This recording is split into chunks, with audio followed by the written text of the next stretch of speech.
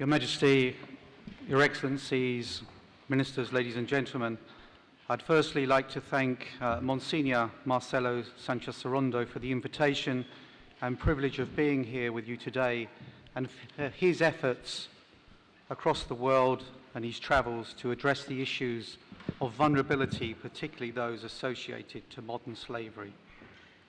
I'm honoured to participate in this distinguished gathering and to hear your learned perspectives on ways to tackle drug trafficking, such as we have already heard from His Excellency Mr. Fedotov, through development in agribusiness in Afghanistan.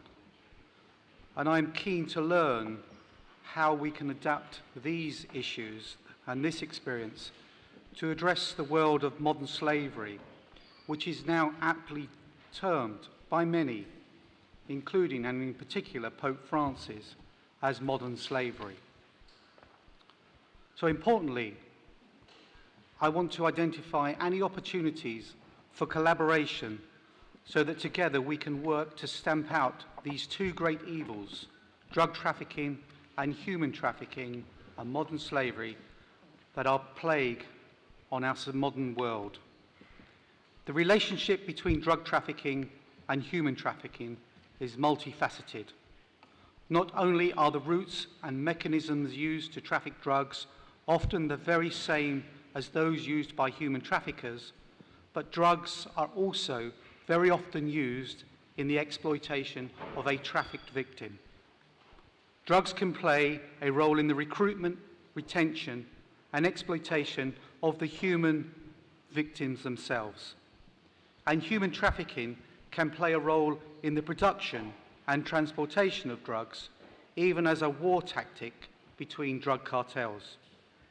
The trade of these two commodities, and sadly humans are considered a commodity by traffickers, is inextricably linked.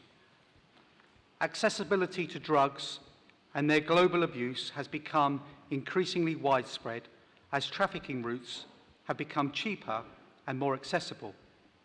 Sadly, the very same is true for the global abuse and trade of human life.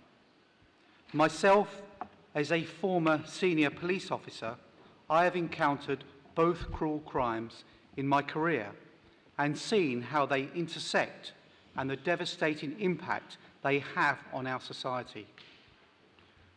Having served as the head of Scotland Yard's Human Trafficking Unit up until 2014, I am here today as the United Kingdom's first ever independent anti-slavery commissioner. Many people are taken aback by the fact that the United Kingdom saw the need to appoint an anti-slavery commissioner over 180 years after the abolition of the slave trade. But sadly, the need is greater than ever. We all know what slavery is. We've read about it in the history books, seen it in documentaries, and more recently, we've even seen it in Hollywood blockbusters. Slavery is awful. Slavery is humane. Slavery was abolished. Slavery is dead. Well, that last point is far from true. Slavery is not dead. It is very much alive in every continent, country, and city, just like the trade in illegal drugs. But modern slavery is in the brick kilns of Pakistan, the brothels in Thailand, the North Korean labour camps in eastern Siberia, the bed factories in the United Kingdom, the farms of southern Spain, the fishing boats in India, and quite possibly in your towns, villages, streets, and perhaps next door to where you live. Are there even remnants of it here in this room? Your jacket, do you know where it came from or who made it? Who picked the cotton for the lining? Your mobile phone, the coltan making the battery function, was that sourced by child labour in the Congo? So in this very room, we may be interacting with modern slavery at this very time. My intention here is not to stir up guilt, but merely highlight the interconnected, hidden, and highly complex nature of modern slavery and its permeating prevalence. Modern slavery is a serious and growing problem. It is a re-emerging crime facilitated by the workings of our modern world, and it is unfortunately and undoubtedly on the rise.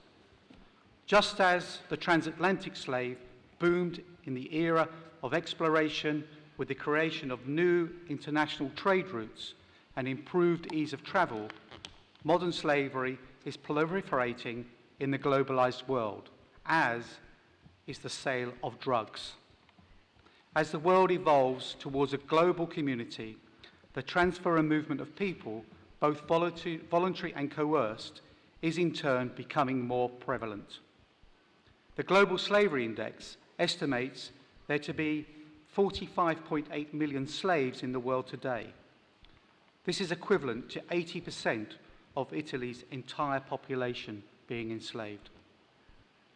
But if you ask any police officer or any person who has dealt with slavery about what has struck him or her when dealing with human trafficking in the field, they will never answer with a number or a statistic. I can assure you of that. They will answer you with a name, a face, or a voice that was crying for help. The real global context of modern slavery is made of individual, unique lives, each of them stolen and sold as a commodity on the global market, each of them scarred forever individually, just like our society is collectively. Slaves are trafficked for a number of purposes, including sexual exploitation, forced labor, domestic servitude, forced criminality, and even organ harvesting. Today, there are more slaves than ever before in history. The globalization of indifference, in the words of Pope Francis, has created a throwaway culture. This throwaway culture does not only relate to increasingly disposable consumer goods market, but also to the many lives treated as nothing, trapped and exploited in global production lines fueled by a profit-seeking material gains culture.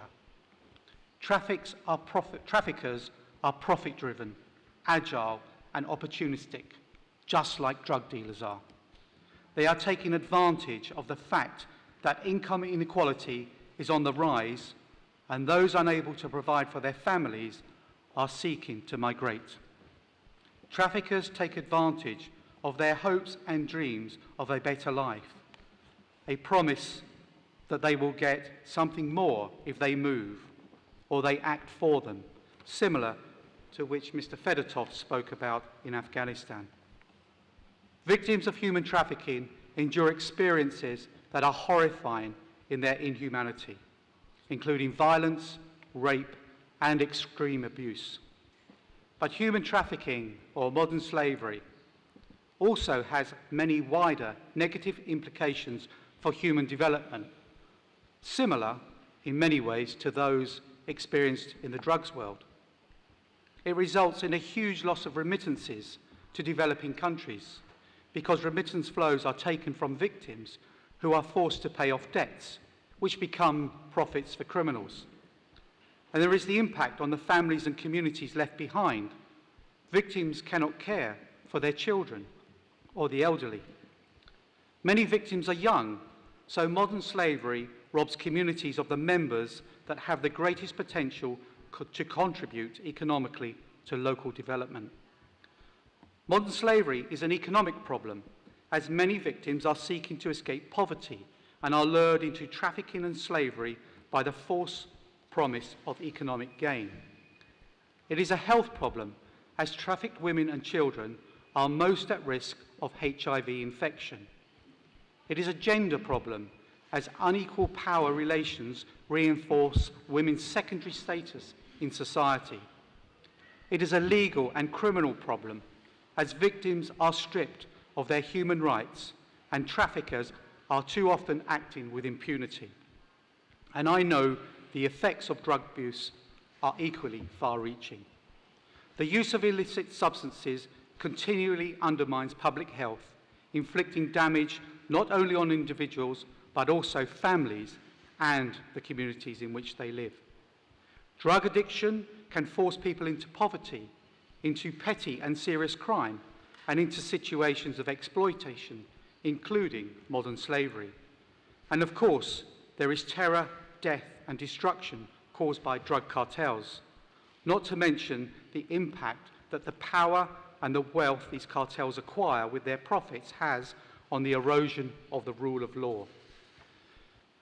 It is not far-fetched to say that the same criminal gangs harvesting organs in Paraguay may well be harvesting drugs in Bolivia, and that gangs may be trafficking humans to actually harvest these drugs. The trafficking of victims to harvest drugs is not confined to the well-known drug production sites of South America, but is also happening across Europe. It is well documented that Vietnamese nationals are being trafficked to the UK in order to work in cannabis factories. In fact, over the past 6 years, out of all the hundreds of Vietnamese victims trafficked into the UK, 63% are known to have been coerced into cultivating cannabis. The scale of this issue may be far larger, given that current systems for recording types of exploitation is not entirely systematic, so each case of cannabis cultivation may not have been logged properly. One case in particular is where a Vietnamese national was found to have his fingerprints on 3 different cannabis farms in the UK. He was consequently assumed to be the organised criminal and was arrested and convicted of cannabis cultivation. However, it later transpired that he was a minor and the victim of trafficking who had been shipped around different cannabis farms to work as a slave. Victims of trafficking are used in the drug trade not only for cultivation, but also can be used in the transportation of drugs as drug mules. This happens across international borders, but also domestically. Recent media reports and operations run by police forces across the UK have highlighted the plight of children groomed and coerced by gangs to transport and sell drugs. It is absolutely essential that law enforcement officials dealing with drug trafficking are aware that a person may have been coerced into their role in the drug trade and are in fact victims of modern slavery in need of protection, not criminalisation.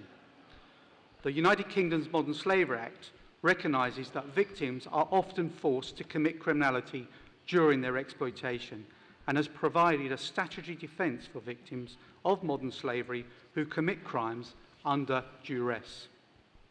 This is an important measure, as previously there have been too many instances where victims have been wrongly prosecuted and have in effect therefore been victimised twice, by both the criminal and then by the state. As well as committing crimes relating to the production and transporting of drugs, many victims of trafficking become addicted to drugs during their exploitation. This is because drugs often play a part in the human trafficking process, facilitating and maintaining the exploitation of victims. The use of drugs and alcohol is particularly common in the grooming of women and children for sexual exploitation.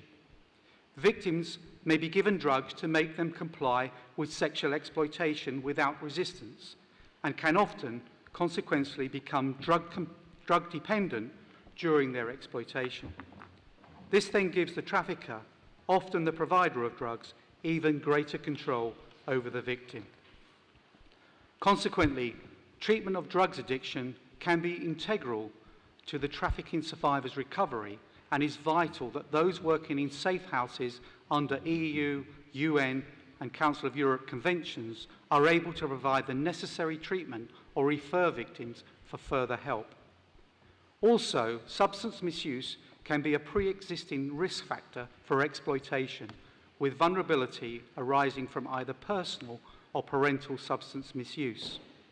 Many who work directly with victims of drug addiction may be encountering victims of modern slavery and those who are vulnerable to trafficking on a regular basis, but actually are unaware of that. Those people working with those suffering from drug addiction must be in a position to identify and assist those who may have been trafficked in order that they can be supported, but also those involved in this serious and organised crime can be pursued and removed from continuing their activities.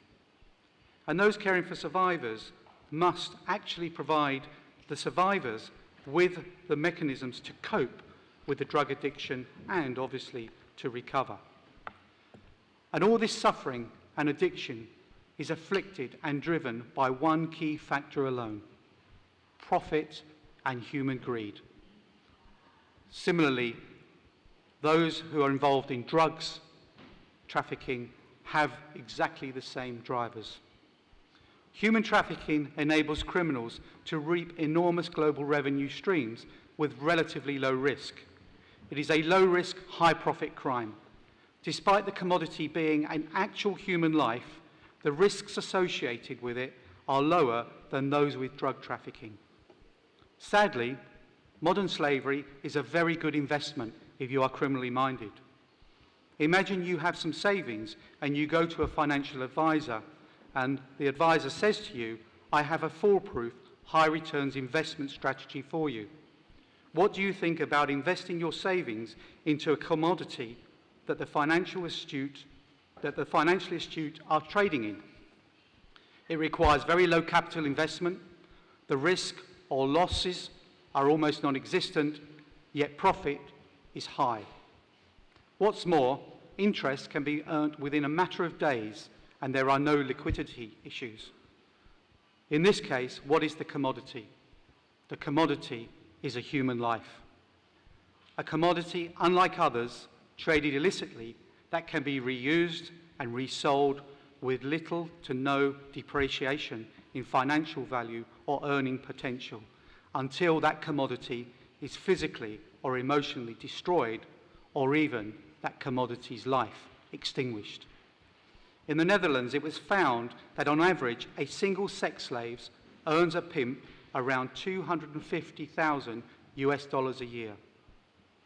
In my time as a police officer, I investigated one case where in 1 month alone, a criminal gang operating in Romania were earning £750,000 a month. These statistics show that this is a crime that people will follow, yet those pursuing it are very low. If we look at the prosecutions, it is said by the United Nations University that only 0.2% of global cases are investigated and prosecuted annually. And the resources put into trafficking of human beings simply are not sufficient.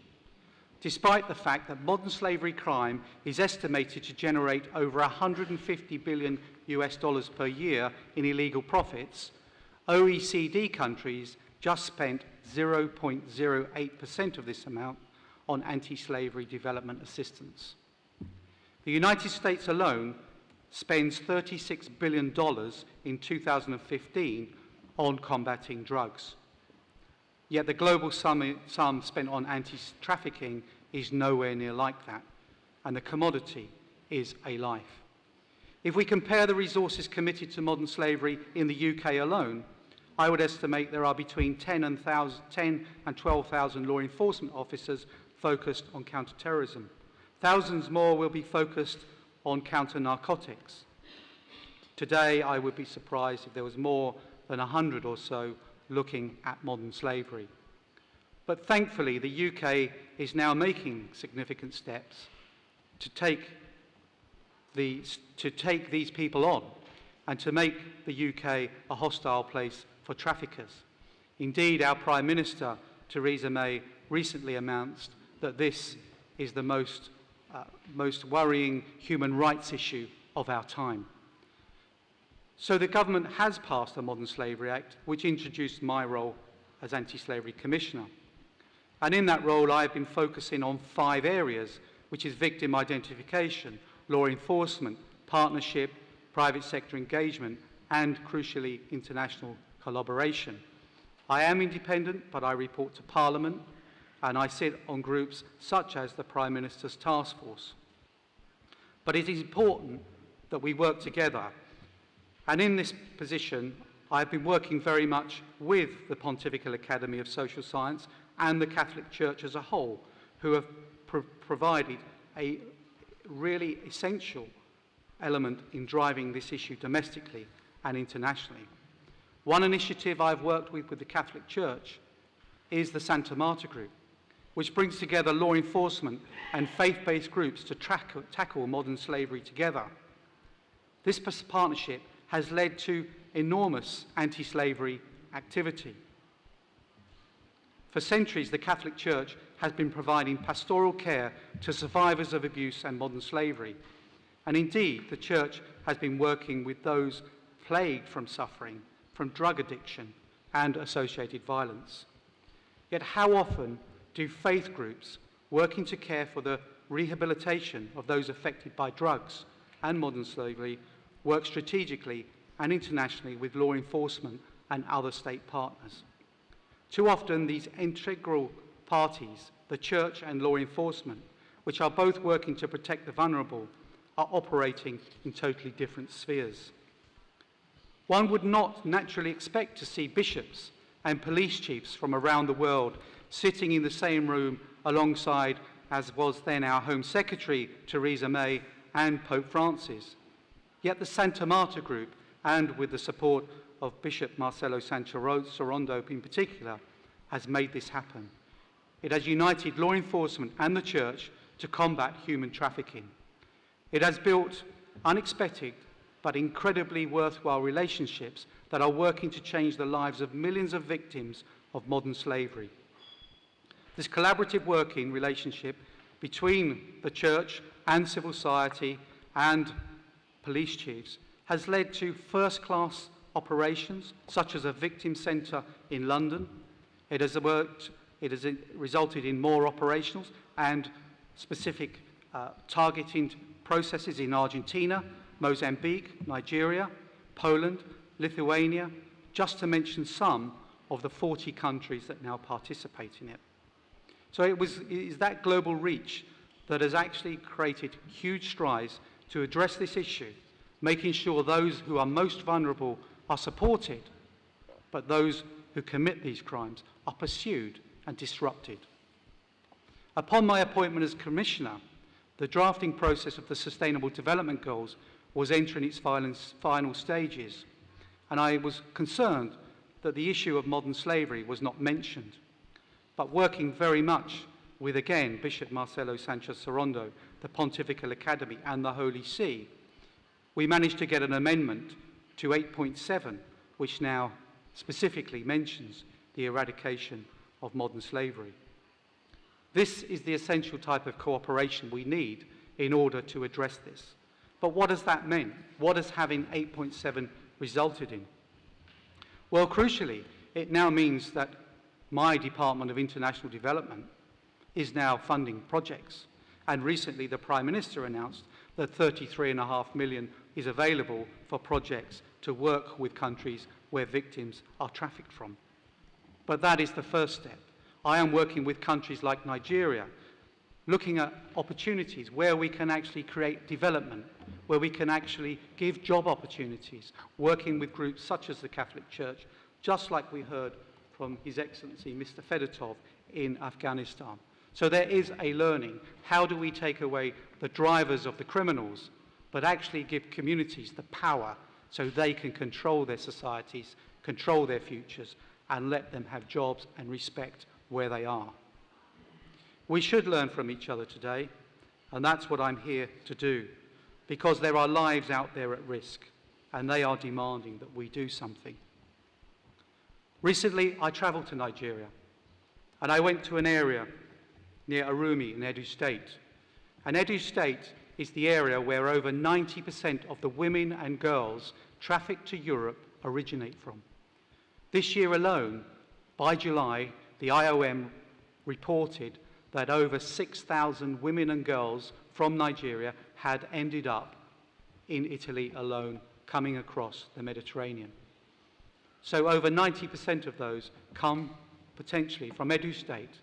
And of those girls, it is believed a very high percentage, over 80% of the women and girls, are destined to exploitation in brothels, and in domestic servitude across Europe, here in Italy, but also in the UK, France, and elsewhere across Europe. So now is the time to act, to stop this. But when I was in Edu State, I went to a leper colony, which the Catholic Church has built a hospital in. And I met with a woman in a very poor household. And she suffered from leprosy. She had disfigurements, but her children did not, because of the advancement of medical science. And she said to me, she would pray for me. She welcomed me into her home, and she smiled. She said to me, you in the West are causing our people to come to your nations. You are creating the demand. And she thanked me for being there. But she asked me to make one promise to her. She said, medical science has made our children safe, that they will not suffer like me. But your demand for people, your demand for sexual services, your demand for cheap products, your demand for house servants, means that it is no longer the risk of illness that is causing us to be trafficked or causing us to be hurt. It is the demand for our people to be trafficked. And she said to me, can you go back and tell people what we are suffering? She said, I feel happy that we had dealt with this issue of leprosy, but now something worse is happening. And the only people who can stop that is you, the people who have got the wealth and the ability. And she asked me to promise her that I would tell people that I would express her words to influential audiences like this. And that's what I'm doing today. But in my role as Independent Anti-Slavery Commissioner, it is not me that the criminals will fear. It is not me or my Prime Minister that the criminals will fear. It is when we take action, when we allow those communities to have the structures, the ability to want to stay there and actually to live with the dignity that they deserve and that we should afford them. So my message today is that we need to work on those projects. We need to give these communities, wherever they are, just like the communities who are being exploited by drug cartels, we need to give them the dignity. We need to be able to give them, through international development, the reasons to stay in their communities, the reasons to respect in those communities, but we also need to give them rule of law and governance. But we also need to work with those in order that the message is there, that actually we will support them, but also that they understand the risks of what happens when they take these chances, when they may move elsewhere, or listen to those who are the voices of the criminal. So I think it's by all of us today committing to that, just like we are on the issue of drugs, when we actually start to respond to the people, when we listen to their words, that we can make a difference.